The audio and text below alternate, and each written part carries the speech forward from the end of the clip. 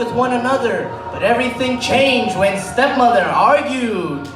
Bum, bum. Only the father, head of the household, could save them. But when everything changed, he vanished. The stepmother, jealous of her stepdaughter's beauty, forced them to do all the hard effort, but forced her stepdaughter Cam to do a life of luxury.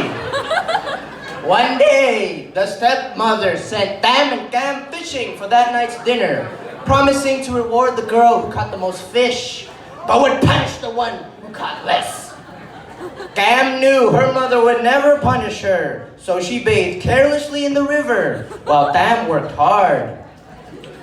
When Cam noticed that Tam's basket was full of fish, she advised Tam to wash all the mud out of her weave, or else she would be scolded by mother when she came home. When Tam went down to the river to wash her hair, Cam poured all the fish into her own basket and ran off.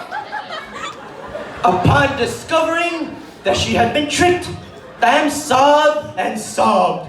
Suddenly, bam, a wizard appeared, saying, "Look, there's still one more goby fish."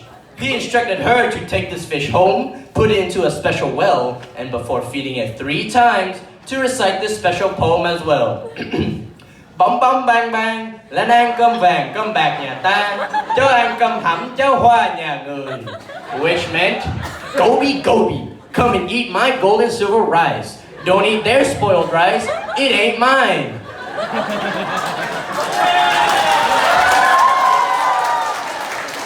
The wizard instructed that if she didn't recite it as such, the goby fish will not rise. Every day, Tam came out to the well to feed the goby fish, remembering to recite the poem, and as the days grew longer, so did the fish. The fish quickly became Tam's only friend. That's so sad. One day, the stepmother snuck out to where the fish was held and listened to the poem that Tam had just recited. She went over to the well, recited the poem once more, and to her delight, saw the goby fish come up to the surface of the water. The stepmother pulled out a frying pan and cooked the fish.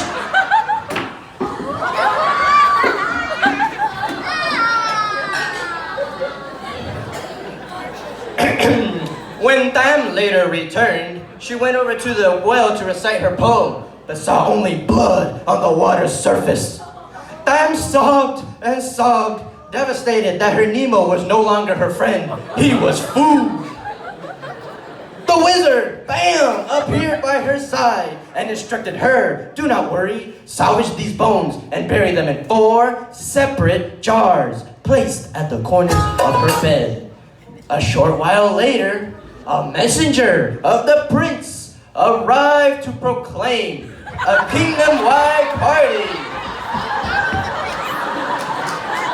Cam, the stepdaughter, went,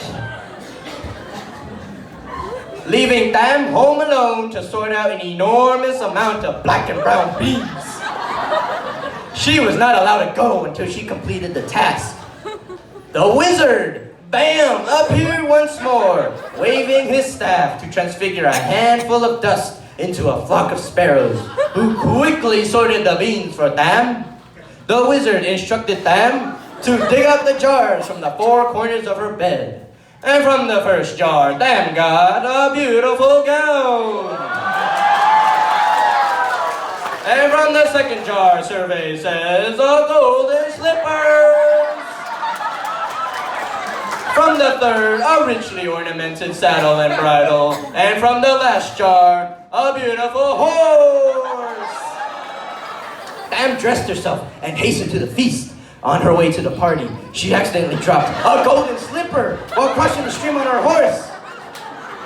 The slipper floated down the stream until it reached the prince's garden. It was picked up by one of his attendants. The prince proclaimed that whomever the slipper fit, he would marry that lady. This was in 2018, so yes, a lady. Every eligible lady tried and failed to fit the slipper, including Cam. She obviously was not the right fit, so Junior, do your stuff.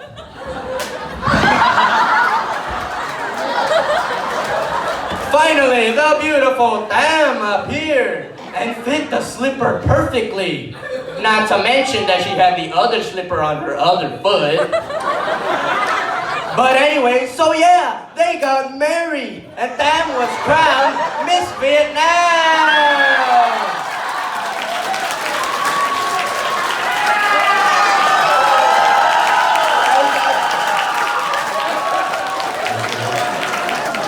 And so the story of Tam and Cam has been passed down from generation to generation, just like it has been done today, and today in dance form.